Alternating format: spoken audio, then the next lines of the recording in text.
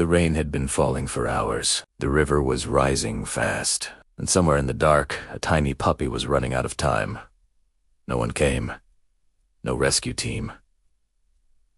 No humans. Just one cat, who decided that saving a life was more important than staying dry. What happened next? Nobody on that riverbank could believe. Stay with us, because this story will remind you why animals are sometimes more human than we are. Part 1. The storm that changed everything. It started like any other rainy afternoon in the countryside. Dark clouds had been gathering since morning. The kind of clouds that don't just bring rain, they bring warnings. Farmers pulled their tools inside. Street dogs found corners to curl into.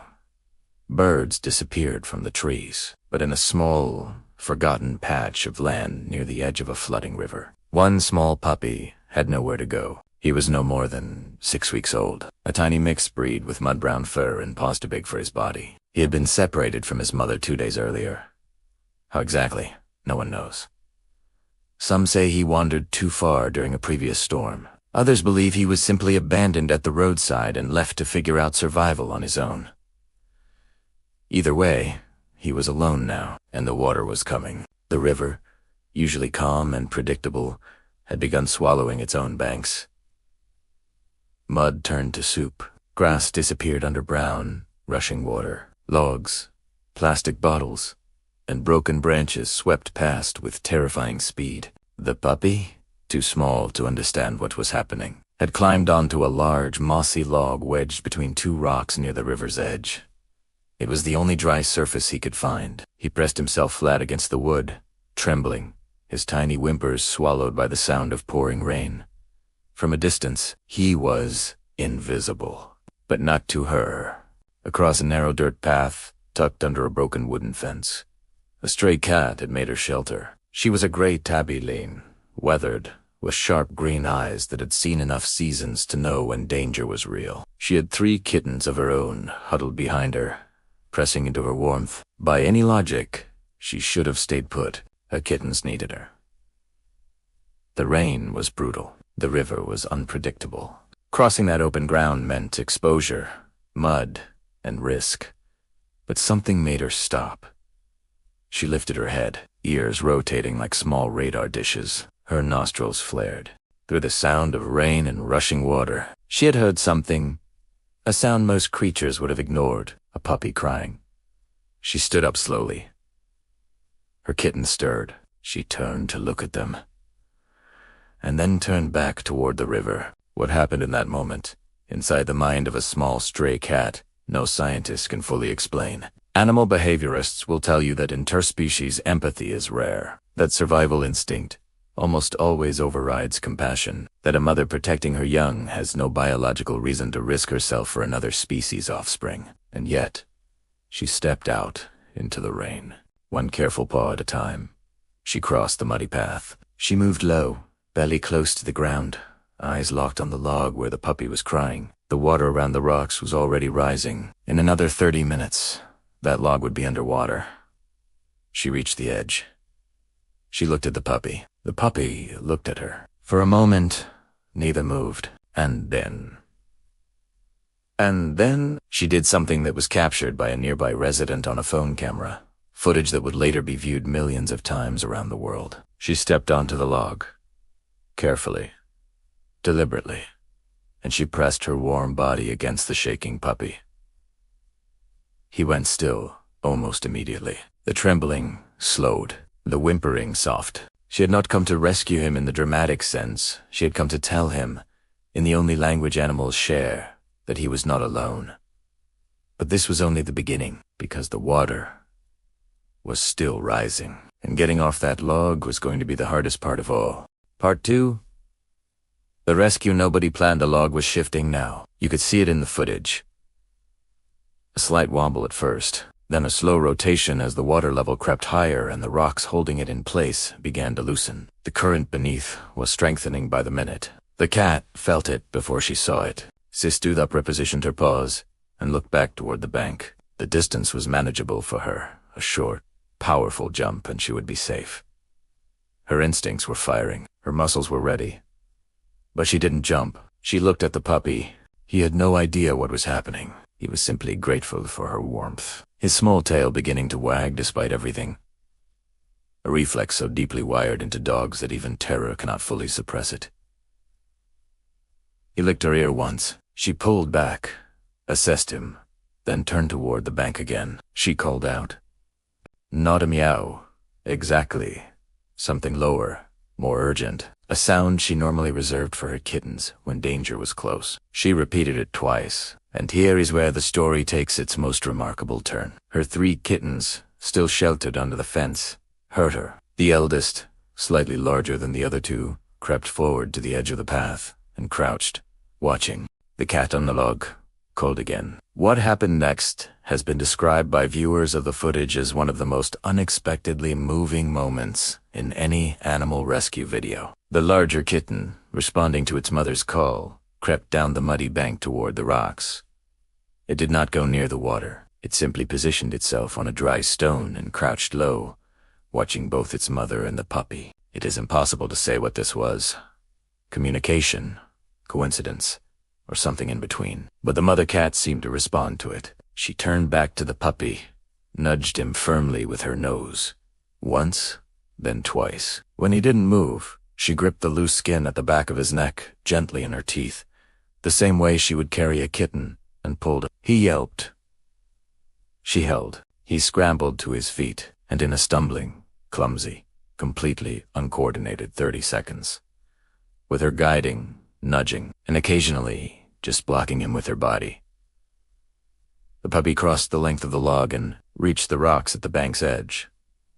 He slipped twice. She caught him once with her body, bracing against the log to stop him sliding toward the water. By the time they both made it onto solid ground, the log had already begun to move, rotating slowly in the current, pulling free of the rocks that had held it, beginning its journey downstream. The puppy collapsed on the mud. The cat stood over him, licking his face with the same focused, rhythmic care she gave her kittens after a difficult feeding. The resident filming from a window above had stopped speaking entirely. The only sound on the recording is rain, water, and the faintest sound of the cat's purring. She had done it, not with tools, not with planning, not because any law of nature told her to. She had done it because something inside her, something we were still too limited to fully name, had decided that a frightened puppy on a flooding log was worth the risk. And the puppy, for his part, had no framework to understand any of it. He simply knew that something warm had come for him in the storm, and that was enough. But the story did not end there, because what happened in the days after the rescue was something none of the witnesses expected either. Part 3. An unlikely family. The rain stopped by evening. The river, satisfied with its damage, began its slow retreat. The mud settled. The rocks reappeared. The log that had nearly become a puppy's grave could be seen in the distance, lodged against a bend in the river 50 meters downstream. The cat had returned to her kittens. The puppy had followed her, not immediately. First he lay on the mud for a long time, exhausted, chest heaving, staring at nothing. Then, slowly, he lifted his head. He looked around. He looked at the cat disappearing under the broken fence with her kittens and got up, and he followed. The resident who had filmed the rescue, a woman in her 60s who asked not to be named, came downstairs after the rain, stopped, and found all 5 of them huddled together under the fence. 3 kittens, 1 cat, 1 puppy, all pressed together in a pile so tangled it was difficult to tell where one animal ended and another began. She brought out a towel. She brought out food. The cat accepted both with the careful dignity of a creature who has survived long enough to know when to trust humans and when not to. The puppy ate so fast she had to slow him down. Over the next several days, something quietly extraordinary unfolded. The puppy, who she eventually named Riva because she felt he deserved a name, did not leave the cat's side. He followed her on her early morning circuits of the yard. He slept pressed against her at night. When she nursed her kittens, he would lie nearby, watching with the patient, confused attention of someone sitting in on a lecture they don't fully understand but find oddly comforting. The kittens were not immediately accepting. The eldesta, one who had crouched on the rock during the rescue, tolerated him first. Within a week, they were play wrestling in the mud with the clumsy enthusiasm of animals who have found an unlikely match. The other two took longer. But animals adapt, and animals living together, sharing warmth and food and the particular vulnerability of being small and stray in a world that doesn't always care, find their way to each other eventually. The cat, for her part, groomed the puppy, systematically, not once. Not occasionally. Every single day. She would groom her kittens first systematically, thoroughly, starting with her ears, and then she would turn to River and do the same. He would sit very still for it, which anyone who has met a 6-week-old puppy will tell you is extraordinary in itself, as if he understood something was being offered and that the correct response was to receive it quietly. Animal behaviorists who reviewed the footage and the follow-up documentation from the resident noted something significant. The cat had not merely tolerated the puppy, she had incorporated him into her social structure. She was displaying caregiving behavior, the same patterns she exhibited with her biological kittens, toward a different species entirely. This is not unheard of in the animal world. There are documented cases of cats nursing squirrels, dogs raising ducklings, lions adopting antelopes, but these cases remain rare enough that each one draws genuine scientific attention. What drives them is not fully understood. Some researchers point to misfiring of maternal hormones. Others suggest that, for highly social animals, proximity and dependency can trigger caregiving responses that override species recognition. But perhaps the most honest answer is the simplest one. She saw something small and frightened, and something in her would not let her look away. River is still there today. Fat, loud, chaotic, endlessly fascinated by the kittens who now chase him as often as he chases them, and the cat calm, watchful, slightly tired, in the way of all good mothers, keeps one eye on him always, just in case. Part 4. What this story teaches us. There is a version of this story that is simply a viral video, a 30-second clip, shared with a heart emoji. Forgotten by next week, but if you have stayed with us this far, you already know this story is something more than that. Because what happened on that flooding riverbank, what one small stray cat did in the middle of a rainstorm with no audience, no reward, and no reason that biology can fully explain, is a question that does not go away easily.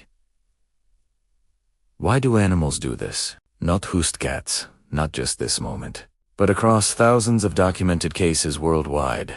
The dog who lay beside an injured bird for 2 days in a Bangkok park, the elephant herd that detoured miles out of their migration path to stand vigil over a dying member of another herd, the crow that brought small gifts to a child who fed it. Gifts left consistently, deliberately, over months. What is happening in these moments? The scientific community has spent decades arguing over this. Early researchers insisted that animal behavior, however it appears, is purely mechanistic stimulus, response, survival. Compassion, they argued, was a human projection. A comforting story we tell over footage of animals behaving in ways that remind us of ourselves, but that position has been eroding. Slowly, quietly, with the accumulation of evidence that does not fit neatly into the mechanistic model. In 2011, researchers at the University of Chicago published findings showing that rats would free trapped companions from restraints, even when they had to share food rewards with the freed rat. And even when the trapped rat was from a different social group, the rats weren't helping because it benefited them. They were helping because something in them responded to de-stress. Frans de Waal, one of the most respected primatologists in the world, spent decades documenting what he called empathy in non-human animals. Not metaphorical empathy, not human emotion projected onto animals, but measurable behavioral patterns that function the way empathy functions. Consolation, reconciliation, the spontaneous sharing of resources with individuals in distress. His conclusion, after a lifetime of research, was direct. The building blocks of morality are not uniquely human. They are ancient. They predate us. We did not invent compassion. We inherited it. The cat on that log was not reading philosophy. She was not making a calculated ethical decision, but she was doing something that looked, from every measurable angle, like care. And here is what that means for us. Not as animal lovers watching a touching video, but as people trying to make sense of the world we live in. If empathy is not a human invention, if it is, in fact, a feature of nervous systems complex enough to register another creature's pain, then it is not a luxury. It is not a product of civilization or education or the right upbringing. It is a capacity. One that exists in cats. One that exists in us. The only question is whether we choose to use it. The puppy on that log survived because a cat made a choice that her survival instincts did not require her to make. And she crossed the mud anyway. She stepped onto the shaking log anyway. She stayed. We share a planet with creatures who, without language, without law, and without any of the structures we have built to remind ourselves to be good, still manage. Sometimes, to be exactly that. That is worth more than 30 seconds of a video. That is worth sitting with. If this story moved you, if it reminded you of something you already knew but needed to hear again, share it with someone who needs the same reminder today. And if you are new here, welcome. We tell stories like this one every day. Subscribe so you never miss the next one.